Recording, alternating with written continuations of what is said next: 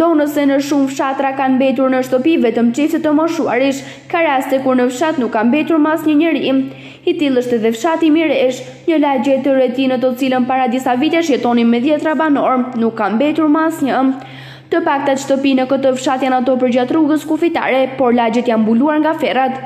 Pamjet e banesave janë vërtet të frikshme, disa të shembura totalisht, të tjera në prag rënimi e shumë prej tyre të mbuluara nga ferrat e bimësia.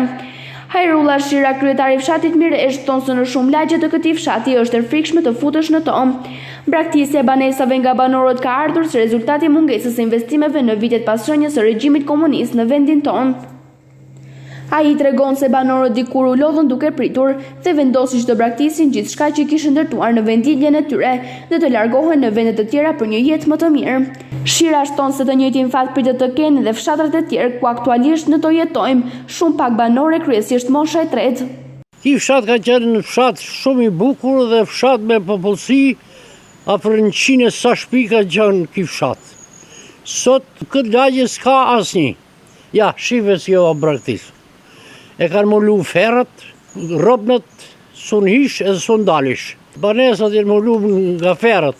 Kjo ka ardhur nga si erdhi nga popullsia, nga varfëria.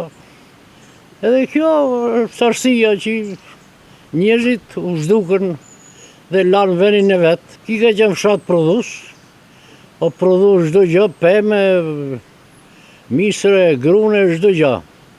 Sot o braktis, ato fëmijët një nuk thërën, edhe këto që jashu të plakën kohësisht, edhe kështu që nuk ka mundësi të thërën më. Kjo dhe jetë e braktisur. S'ke asi njëri të takohesh rrugës a kërkoni. Këto rime bëjsi kanë qenë ashtu, po rrugën e kemi pasur shumë keq, tash jo rregullu një pjesë. Kjo pjesa që jetojmë ne është e parregulluar. Në fshat dikur ka patur klinik dentare, por sot gjithçka është rënuar. Kjo ka qenë klinik dentare. Këtu 5-6 fshatra edhe ma, këtu vishin, mjekoshin në dhamt, i nxjerrshin dhamt edhe i veshun. Që kjo ka qenë. Ja fshati si e shikon, mulun nga ferrat. Kjo rrugë ka qenë, sot s'ke kajdanish. Është mbyllur krejtësisht. Nga ferrat, nga shelgat, nga gjithë. Banori i fundit që u largua nga ky fshat daton në vitin 2018, gjë të cilën e tregon ky kalendar që qëndron ende varur në mur.